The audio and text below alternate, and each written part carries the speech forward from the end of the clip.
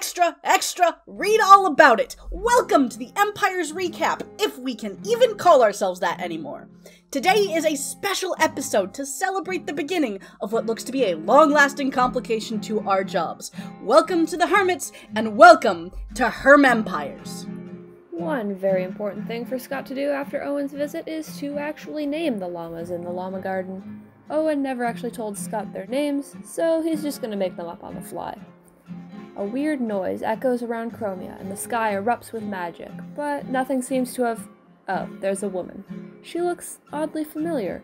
Apparently, she's from a group who came through the rift, and he decides to be nice and set her up with some food and stuff to get her started.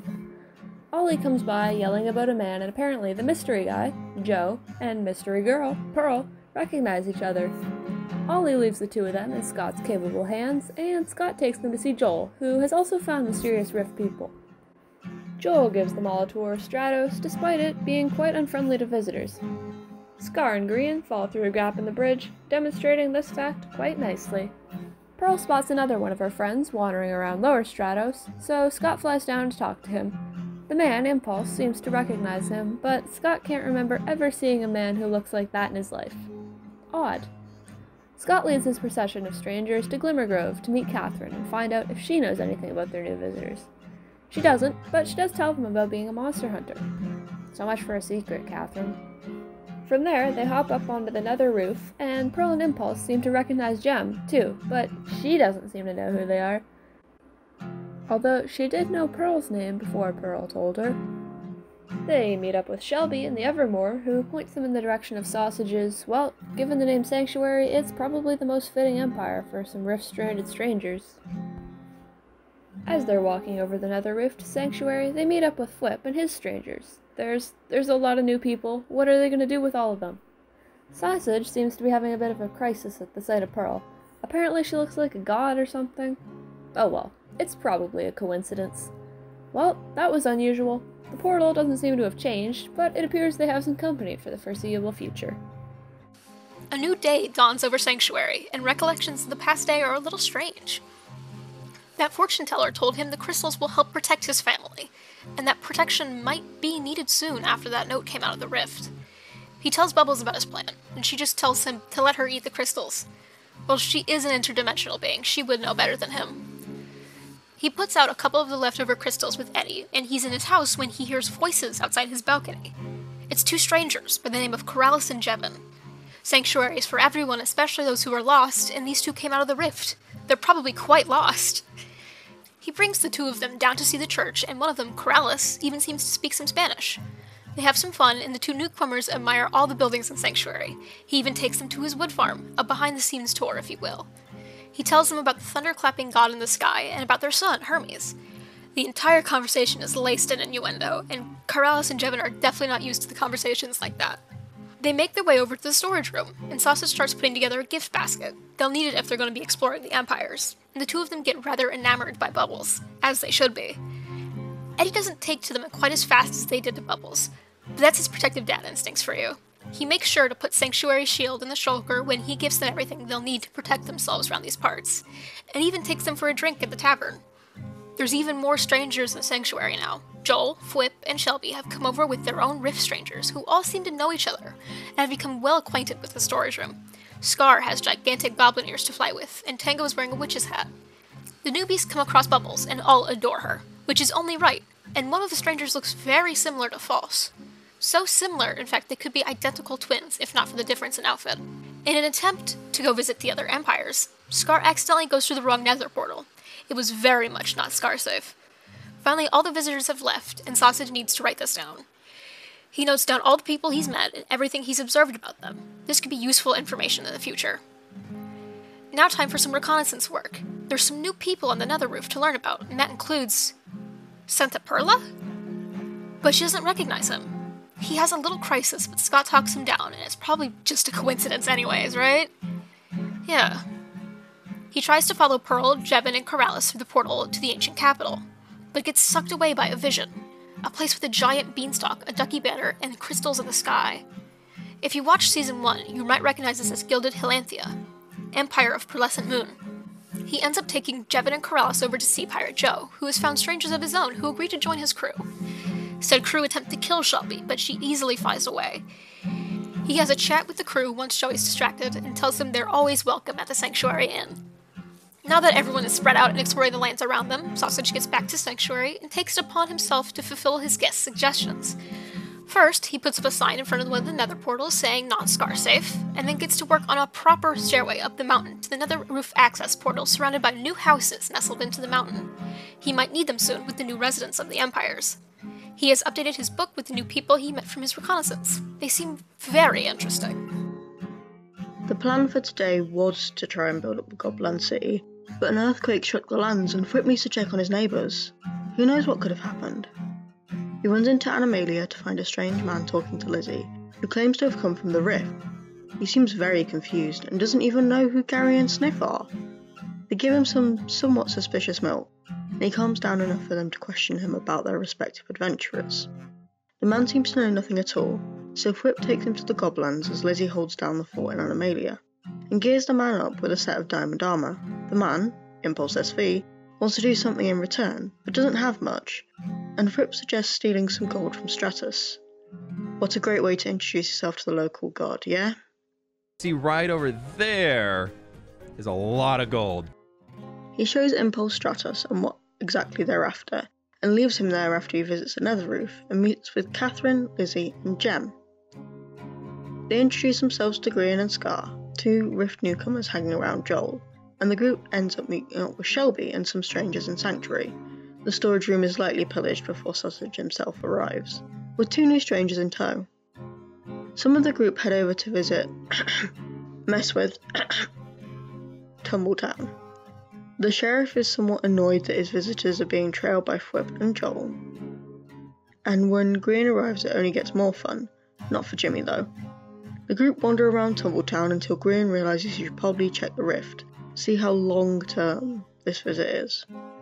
Whip and Joel fly over with him, but there's no portal on the side of the rift, just glass. Whip takes a short rest in Gobland, and when he goes to find people again, he finds Scar, thoroughly lost on the nether roof. He takes Scar to the Goblins and gives him a grand tour of each of the districts, including the tavern, and tries to convince Scar to settle down and help with all the rickety rail tracks around the Goblins. Scar is amazed by the architecture and the underground city, and we'll see if he agrees to help. It's quite a good thing Whip decided on building a city today, as he might need more rooms quite soon. Do not worry, as there will be Wonk present in these lands. Goblins cannot escape the Wonk. After Scar has left on another adventure, Whip starts to work on the new buildings in the city, and ends up cleaning up his storage system. He finds an incredible amount of buckets, which he quickly fills with lava and sends it away to the smelter. He gets a note about Snort, who's gone missing at the festival but apparently has been dropped off somewhere in the Goblins. Turns out he's in a small farming district outside the cave. What would Whip do without him? Now one of the things Goblin uses is an amazing amount of sticks. And seeing that they're in a cave, a small bamboo farm seems the best way of collecting sticks efficiently. He collects some quartz for the observers and gets to work on building the bamboo farm. Not the most extravagant thing in the world, but it works. Now, seeing as he has all these new buildings, and also a need for someone to do the wonky redstone contraptions for him, he puts a sign out looking for someone who specialises in wonky contraptions. And then, 30 seconds later, Tango arrives to a nether portal. He shows the man around, introduces him to the Goblins and the ancient city the Goblins has claimed. Perfectly normal Goblin behaviour if you ask me. Tango hasn't settled down anyway and seems to fit the criteria of the advert despite not knowing about it in the first place, so Whip claims him for the Goblins and gets him set up with some diamond tools fitting of our newest member. Joel is very ecstatic about today's lore that's happening on the server, and there's a Mr. Goodtimes waiting in Lower Stratos. Scar is hilarious, as always, and they find Cub being attacked by a pillager captain, who should not be killed lest they want to start a raid. I'm big and tall, and when my cheeks clap, thunder appears. But I won't do that at the moment. Joel brings the two of them to Upper Stratos and shows off his custom axe that Sausage gave him via murdering Scar. With permission, mind you. As the first of the new people to visit his empire, Joel hands them both an illegal sheriff toy, only the finest of contraband in Stratos.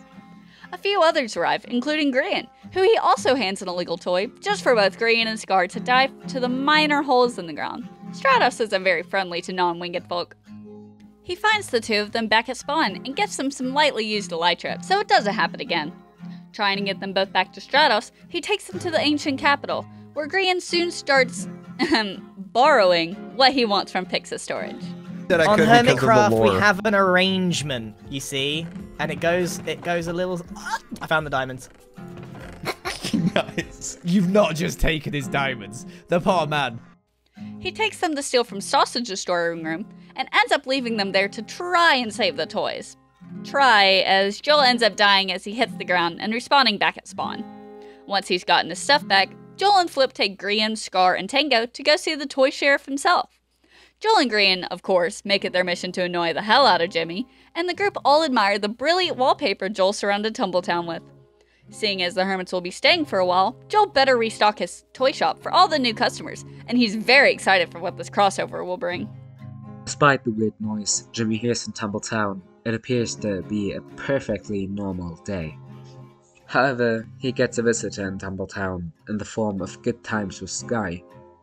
Now, obviously, Scar is not supposed to be here, and we will not be recapping him just because he is.